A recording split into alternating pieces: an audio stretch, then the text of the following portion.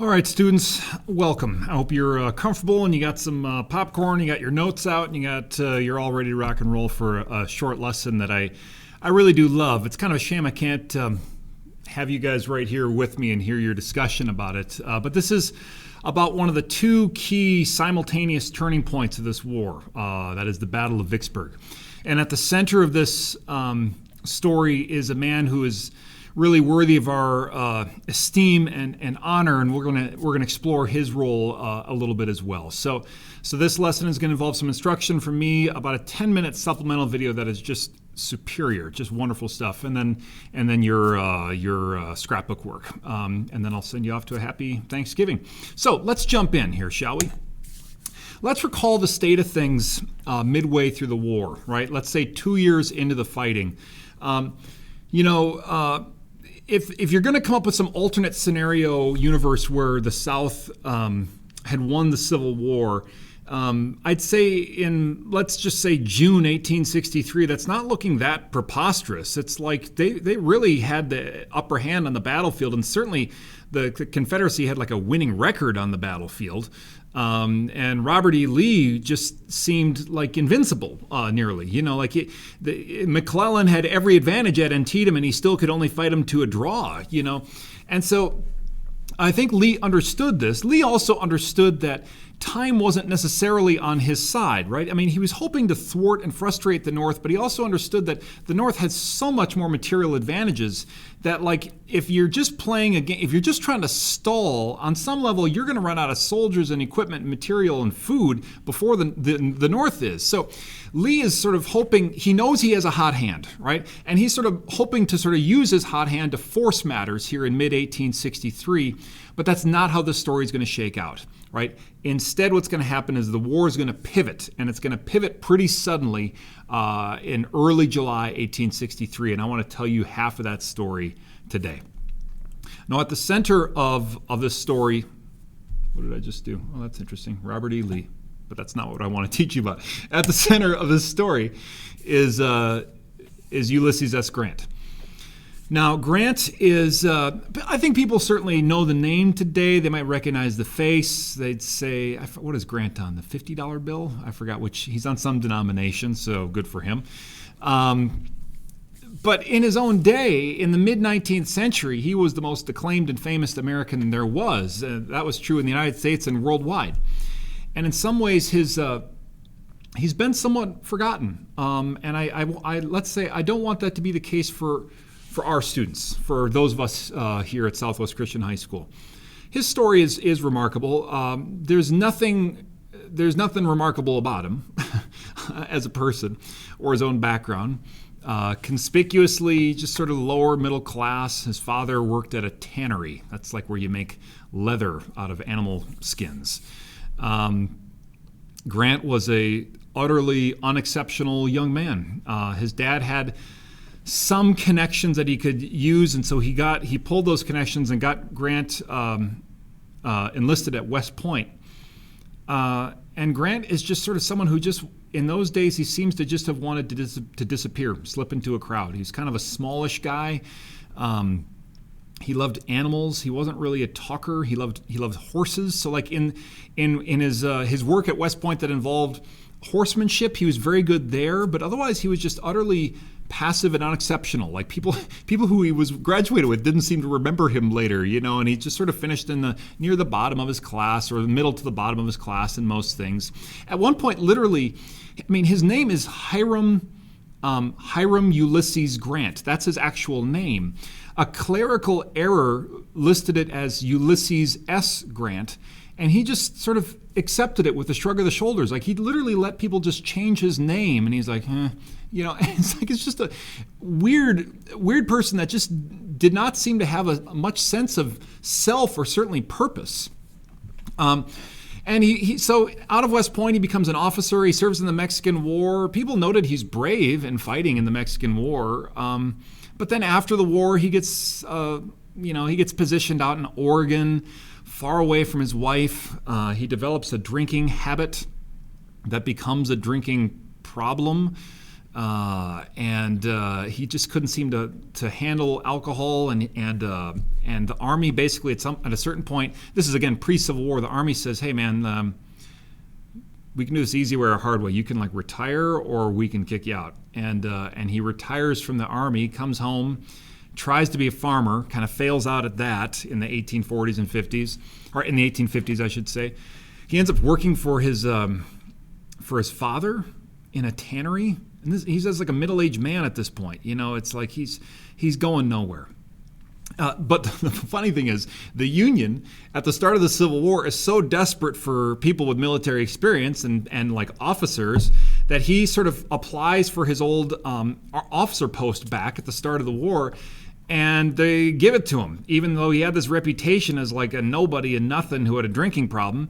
But they give him sort of an obscure command out west, and he sort of, it's like the war and the temperature and the heat and the pressure of the war wakes him up and sort of reveals who he is. And may we all be people like that, where it's like pressure and stakes and the heat of the moment reveal our character rather than melt our character down. That's what I want for myself and my kids. I want that for you. He was someone who believed deeply in preserving the Union of the United States and believed in the evils of slavery. His own style is just very unassuming, not pretentious, just direct, simple, straight. Now, people sometimes confuse that simplicity or his sort of like slouched shoulders and kind of like he wasn't like, George Washington, like people sort of mistook that sometimes for someone who didn't have a strength of character, but it's just revealed there is. He just kind of doesn't do any of the fluff and BS nonsense. Like he just is sort of very straight to the point and clear in his communication. And he's also clear in battle. He is someone who he understands what the Civil War is and how it's going to have to be fought. He understands how the scope and the horrors of modern war must proceed. He understands what it will take to subdue and defeat the Confederacy. He eventually will be the match for Robert E. Lee that George McClellan could not be. But we're getting ahead of ourselves. Let's talk about what made Grant truly famous. So Grant, again, is given a command out west. And out west, the overall mission of the Western Theater of War is control the Mississippi River. And we'll recall the advantage of controlling the Mississippi River is once you control the Mississippi, this is the primary highway in North America, right? Especially once you're away from the coast. So between the Ohio River and the Mississippi, that is now a highway that the Union could fully control from north to south all the way. This would also cut off the Confederate states of Arkansas, Louisiana, and Texas from the rest of the Confederacy. That takes already the shrinking resources and shrinking everything that the South has and just sort of shrinks it even further. All right, and you take something that they have and you put it in your pocket. This is absolutely a key part of the overall Union plan for victory. Everyone knew it wouldn't be easy, and everybody understood that in the end, the most difficult part of this mission of taking the Mississippi River is going to be the Vicksburg stronghold. Vicksburg, Mississippi is a city, but it's also a fortress right along the Mississippi River that is kind of like the last stand for the Confederates in the Mississippi. Now, the Confederates had long since given up any hope of controlling the Mississippi themselves, but they could sort of block it off here. This is like one channel that they could control across the river, and this is like one spot where they could prevent the Union from having it. And the Union says, we have to have this. And so the city is like on these high grounds, almost cliffs above the river. It's like perfectly fortified and defended. It is extremely difficult to get at and to take. And so Lincoln just tells him, Vicksburg is the key. The war cannot be won until we have that key in our pocket. We have to have the Mississippi. My job as chief strategist in this war is to say, we have to have this Mississippi River. We have to have Vicksburg. I don't know exactly how to do that. I leave that to you. And so Grant, we're going to see his grit and his determination in this. Grant tries the direct frontal approach along the river, we'll just try an amphibious approach right up by the river. That does not work. There's just all the land down by the river is either cliffs or swamps. There's guns trained on them. You can't get to it. And so he's like, well, here's what we're going to do then. Grant sort of says, I tried the direct approach. I tried manpower and machinery. they're too dug in, it's too entrenched. We'll take the long route. We'll do this the hard way. I had hoped to give you this at the start of 1863, but it's going to take months instead. So starting in March, Grant takes his army so again, let's just note, the Union has the northern half of the Mississippi, and they've been capturing the southern half of the southern portions of the Mississippi as well. This Vicksburg is like the one last Confederate outpost. Grant moves his army through the swamps over here, sort of moves his army there, crosses down where the Union does control. Now he's got, I forgot how many miles this is, 20-some, 30-some miles to march, but he doesn't march to Vicksburg. All right. He doesn't march to Vicksburg. He marches to Jackson. The reason he goes to Jackson, Mississippi, instead of going straight up to Vicksburg and approaching from the rear is Jackson is a rail hub, which means there's rail lines all over the place. And Grant recognizes if I just approach Vicksburg from the rear, the Confederates will flood the zone with reinforcements.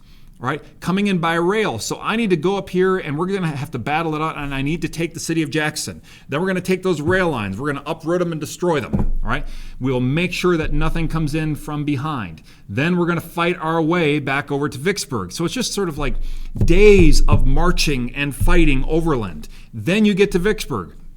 They try another direct assault by land at Vicksburg.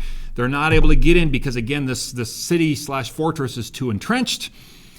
And so it's like, well, we're going to put a siege in place. And the siege is weeks long. It is brutal. You'll see details about it in the video. But eventually, this siege is able to sort of lock in, and the city of Vicksburg surrenders. They surrender on July 4th, as it were, July 4th, 1863. The Union now has that key, and they put it in their pocket, and they say, we have the Mississippi River.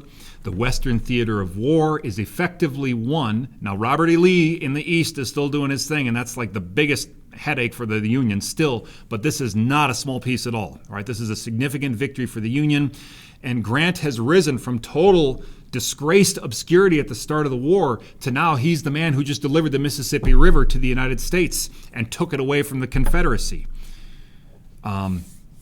Grant, and let's just meet and assess this man, right? He says, at one point, he wrote years later in his autobiography, in every battle there comes a time when both sides consider themselves beaten. Then he who continues the attack wins. Now, Grant's talking about war here, but he's also talking about life, and he's talking about his approach to life and this idea of you'll get beat. You just will get beat. Do you get up and keep fighting? Similarly, he said, the art of war is simple enough. Find where your enemy is. Get at him as soon as you can. Strike at him as hard as you can, and keep moving on. And this is just what McClellan could never do. All right, McClellan could put exquisite and even overly complex plans together, and he could organize. Certainly he could organize. But this idea of just like stay after them, stay at it, grind away at them. Like he did not have that in him, and Grant just has this sort of pit bull tenacity to him. There were, during Vicksburg, or even afterwards, there was other whispers that would go around that Grant is drinking again. Grant is drinking again. And guys, on some occasions, especially when the battle, when the Vicksburg siege had set in, when day to day there's not action, there's just the anxiety of waiting, there were a couple occasions when Grant fell off the wagon and struggled again with drinking. Lincoln's reaction to these rumors and stories was kind of funny, though. Lincoln just said, tell me the brand of whiskey that Grant drinks. I'd like to send a barrel of it to my other generals. Like, I don't care about that because he's winning battles right now. I can work with this man. I can work with this general. And so the war has just partly swung. Literally, on July 3rd and 4th, the war is also swinging out east. After Thanksgiving, I'm going to tell you this story of what is going on out east, up in Pennsylvania, up in a tiny little college town called Gettysburg, where Robert E. Lee has chose to try to win a major victory on Union soil. The war is about to swing there as well.